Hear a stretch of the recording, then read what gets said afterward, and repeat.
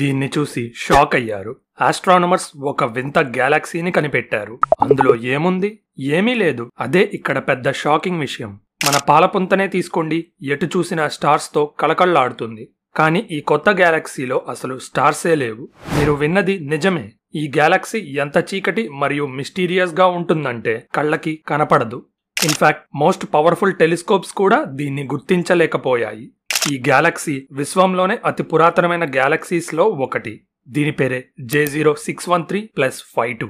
దీంట్లోని గ్యాసెస్ ఇంకా స్టార్స్ ని పుట్టించే స్టేజ్ వరకు రీచ్ అవ్వలేదు. ఇలాంటి వింత గ్యాలక్సీస్ ద్వారా విశ్వం పుట్టిన వెంటనే గ్యాలక్సీస్ ఎలా ఫామ్ అయ్యాయి, అక్కడి నుండి ఎలా రూపాంతరం చెందాయో తెలుసుకోవచ్చు. అయితే సైంటిస్టులు J0613+52ని కావాలని కనిపెట్టలేదు. యాక్సిడెంటల్ గా అలా జరిగిపోయింది. అసలు ఈ యాక్సిడెంట్ ఏంటి? దీన్ని బట్టి మన పాలపుంత గతాన్ని భవిష్యత్తుని ఎలా అంచనా వేయొచ్చు? ఇలాంటి ఇంట్రెస్టింగ్ ఇన్ఫర్మేషన్ మీకు ఎక్కడా దొరకదు, ఎవరూ చెప్పరు. సో వీడియో చివరి వరకు చూడండి. అయితే ఆస్ట్రానమర్స్ ఈ డార్క్ గ్యాలక్సీని ఎలా కనిపెట్టారు? ఫస్ట్, దీన్ని కనిపెట్టడం చాలా లక్కీ అని చెప్పుకోవాలి.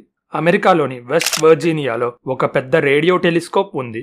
దాని పేరు గ్రీన్ బ్యాంక్ టెలిస్కోప్. ఆకాశాన్ని ఒక చోట పరిశీలించాల్సింది పోయి పొరపాటున గ్రీన్ బ్యాంక్ టెలిస్కోప్ ఇంకో వైపు చూసింది. సో దగ్గరలో ఉన్న గ్యాలక్సీని కనిపెట్టాల్సింది పోయి చాలా దూరంలో ఉన్న డార్క్ గ్యాలక్సీని కనిపెట్టింది. జనరల్ గా క్వాజార్స్, పల్సార్ నుండి వస్తున్న సిగ్నల్స్ ద్వారా విశ్వంలో గ్యాలక్సీస్ ఎక్కడున్నాయో కనిపెడతాము. అసలు క్వాజార్స్ అండ్ పల్సార్స్ అంటే ఏంటి? ప్రతి గ్యాలక్సీ మధ్యలో ఒక పెద్ద బ్లాక్ హోల్ ఉంటుంది. దీన్ని సూపర్ మ్యాసివ్ బ్లాక్ హోల్ అంటారు. గ్యాలక్సీ సైజ్ ని బట్టి ఇవి మన సూర్యుడి కంటే 1,00,000 నుండి 60 బిలియన్ రెట్లు పెద్దగా ఉంటాయి. అన్ని గ్యాలక్సీస్ మధ్యలో ఒక బ్లాక్ హోల్ ఉంటే పాలపుంత మధ్యలో కూడా ఒకటి ఉండాలి కదా. దాని పేరు సాజిటేరియస్ ఏ. ఇది మన సూర్యుడి కంటే 4.3 మిలియన్ రెట్లు హెవీగా ఉంటుంది. అయితే వీటి ద్వారా గ్యాలక్సీస్ ని ఎలా కనిపెడతాం? కొన్ని సూపర్ మ్యాసివ్ బ్లాక్ హోల్స్ వేగంగా తిరుగుతూ కాంతిని వదులుతాయి. ఈ కాంతిని చూస్తే అక్కడ ఒక గ్యాలక్సీ ఉంది అని మనకి అర్థమవుతుంది. మరి పల్సార్ అంటే ఏంటి? సూర్యుడి కంటే పెద్ద స్టార్స్ చనిపోయే ముందు దాని మధ్యలో చాలా ఎక్కువ ఒత్తిడి పడుతుంది. చివరికి ఈ ఒత్తిడిని ఆటమ్స్ కూడా తట్టుకోలేవు. అప్పుడే అసలు కథ స్టార్ట్ అవుతుంది. ఒత్తిడిని తట్టుకోలేని ఆటమ్స్ లో ఉన్న ఎలక్ట్రాన్స్ అండ్ ప్రోటాన్స్ కలిపి న్యూట్రాన్స్ గా మారిపోతాయి. ప్రతి ఆటమ్స్ లో ఇలా జరగడం వల్ల స్టార్ మధ్యలో ఇక న్యూట్రాన్స్ తప్ప ఏం మిగలవు. దీన్ని న్యూట్రాన్ స్టార్ అంటారు. కొన్ని కారణాల వల్ల ఇది వేగంగా తిరుగుతూ సిగ్నల్స్ రూపంలో రేడియో వేవ్స్ ని బయటికి వదులుతుంది. ఇవి ఎంత యాక్యురేట్ గా ఉంటాయి అంటే హార్ట్ బీట్ లా మిస్ అవ్వకుండా వస్తాయి.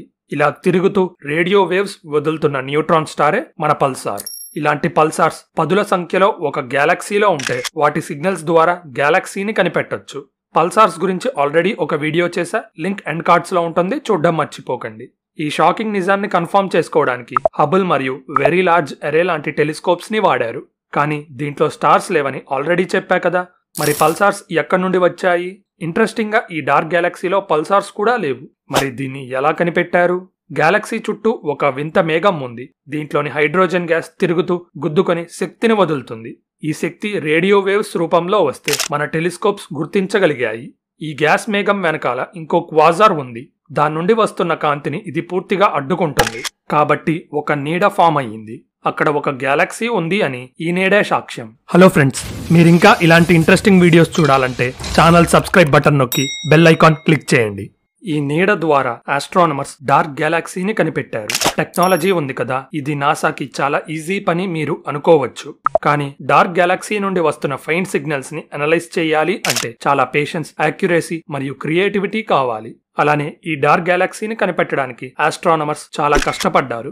ఎందుకంటే దీని సిగ్నల్స్ ని వేరే గ్యాలక్సీస్ నుండి వస్తున్న సిగ్నల్స్ అడ్డుకున్నాయి.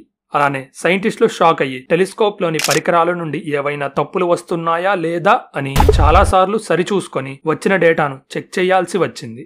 అలానే డేటాని అర్థవంతంగా మార్చడానికి కొత్త కొత్త టెక్నిక్స్ వాడారు. ఏళ్ల రీసెర్చ్ తర్వాత చివరికి జనవరి 2023లో J0613+52 అనేది ఒక డార్క్ గ్యాలక్సీ అని, అది నిజంగా ఉంది అని కన్ఫర్మ్ చేశారు. అయితే ఈ డార్క్ గ్యాలక్సీ ఎందుకంత స్పెషల్? ఇప్పటి వరకు మనం చూసిన అన్ని ఇతర గ్యాలక్సీస్ కంటే ఇది చాలా డిఫరెంట్. ఈ డార్క్ గ్యాలక్సీ చాలా చిన్నది, చాలా తేలికైనది, ప్లస్ ఇది సక్రమంగా ఉండదు.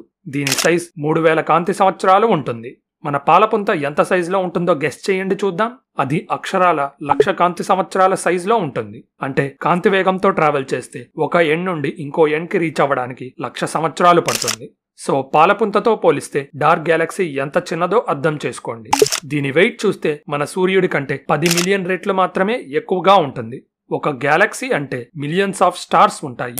అయితే డార్క్ గ్యాలక్సీని మన సూర్యుడితో పోలుస్తున్నాం అంటే అది ఎంత చిన్నదో అర్థం చేసుకోండి. డార్క్ గ్యాలక్సీకి ఇంకో ఆశ్చర్యపరిచే లక్షణం ఉంది. అదే స్టార్స్ లేకపోవడం. దీంట్లో ఉండే గ్యాస్ దగ్గరగా వచ్చి స్టార్స్ ని పుట్టించాలి. కానీ అది జరగకుండా బిలియన్స్ ఆఫ్ ఇయర్స్ వరకు అంతే ఉంది. అన్ని గ్యాలక్సీస్ లో స్టార్స్ పుడితే మరి డార్క్ గ్యాలక్సీనే ఎందుకిలా ఉంది? దీనికి చాలా రీజన్స్ ఉండొచ్చు. ఫస్ట్ రీజన్, డార్క్ గ్యాలక్సీలో ఉన్న గ్యాస్ డెన్సిటీ చాలా తక్కువగా ఉండొచ్చు. మామూలుగా స్టార్స్ పుట్టడానికి కావాల్సిన పదార్థం ఒకటిగా కలిసి న్యూక్లియర్ ఫ్యూజన్ ను మొదలు పెడుతుంది. డెన్సిటీ తక్కువ అంటే న్యూక్లియర్ ఫ్యూజన్ మొదలు పెట్టడానికి కావాల్సిన పదార్థం లేకపోవటం అని అర్థం. ఇంకో రీజన్ ఏంటంటే ఈ గ్యాస్ టెంపరేచర్ చాలా ఎక్కువగా ఉంటుంది. అంటే చాలా వేడిగా శక్తివంతంగా ఉండటంతో కూల్ అయ్యి స్టార్స్ పుట్టలేవు. అలానే చుట్టుపక్కల ఉండే స్టార్స్ మరియు ఇతర గ్యాలక్సీస్ నుండి వచ్చే రేడియేషన్ మరియు గాలులు డార్క్ గ్యాలక్సీని ఎఫెక్ట్ చేస్తున్నాయి. దీనివల్ల స్టార్స్ గా కండెన్స్ అవ్వాల్సిన గ్యాస్ చెదిరిపోయి గ్యాలక్సీ బయటికి వెళ్లిపోతుంది. సో ఈ ఫ్యాక్టర్స్ అన్ని డార్క్ గ్యాలక్సీలో స్టార్స్ పుట్టకపోవడానికి కారణాలు అయ్యుండొచ్చు. అయితే విశ్వంలో ఇలాంటి డార్క్ గ్యాలక్సీ ఒక్కటే ఉంది అనుకుంటే మీరు పొరపాటు పడినట్టే. Dwarf galaxies, ultra dwarf galaxies లేదా లైమన్ ఆల్ఫా ఎమిటర్ లాంటి ఇతర పురాతన కాంతి లేని గ్యాలక్సీస్ కూడా ఉన్నాయి.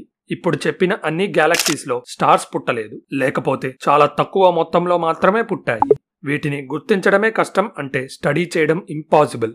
ఎందుకంటే డార్క్ గ్యాలక్సీస్ చాలా దూరంగా డిమ్ గా ఉంటాయి. సో J0 613+52ని కనిపెట్టడం ఒక పెద్ద లక్ అనే చెప్పుకోవాలి. కానీ వాటిని స్టడీ చేయడం ఎందుకంత ఇంపార్టెంట్?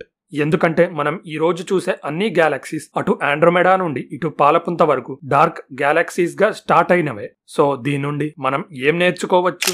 మీరు ఈ జోక్ వినే ఉంటారు కదా, భూమి పుట్టక ముందు పుట్టావని. అలానే డార్క్ గ్యాలక్సీస్ విశ్వం పుట్టిన వెంటనే పుట్టాయి. వీటిలో మార్పులు చాలా స్లోగా జరుగుతున్నాయి. కాబట్టి విశ్వం మొదటి స్టేజెస్ లో ఎలా ఉండేది అంటే ప్లానెట్స్, స్టార్స్, మూన్స్, ఆస్ట్రాయిడ్స్ పుట్టక ముందు ఎంత క్లియర్ గా ఉండేదో మనం అర్థం చేసుకోవచ్చు. అలానే విశ్వంలోని మొదటి గ్యాలక్సీస్ ని తీర్చిదిద్దిన కండిషన్స్ మరియు ప్రక్రియల్ని డార్క్ గ్యాలక్సీ కళ్ళకి కట్టినట్టు చూపిస్తుంది. అదనంగా విశ్వంలో ఉన్న గ్యాస్ కూల్ అయ్యి ఎలా దగ్గరికి వచ్చిందో తెలుసుకోవచ్చు. మొదటి స్టార్స్, బ్లాక్ హోల్స్ ఎలా పుట్టి చనిపోయాయో తెలుసుకోవచ్చు. మొదటి మెటల్స్ ఎలా సృష్టించబడ్డాయి, అలానే మొదటి కాంతి అండ్ వేడి ఎలా విశ్వం మొత్తం స్ప్రెడ్ అయ్యాయి అనే విషయాన్ని పటాపంచలు చేయగలం. డార్క్ గ్యాలక్సీస్ గతాన్నే కాదు భవిష్యత్తును కూడా చూపిస్తాయి. అంటే కొత్త స్టార్స్ పుడతాయా, కొన్ని బిలియన్ల సంవత్సరాల తర్వాత పాలపుంత వేరే గ్యాలక్సీస్ తో కలుస్తుందా లేదా అనే విషయం మీద ఒక అవగాహనకి రావచ్చు.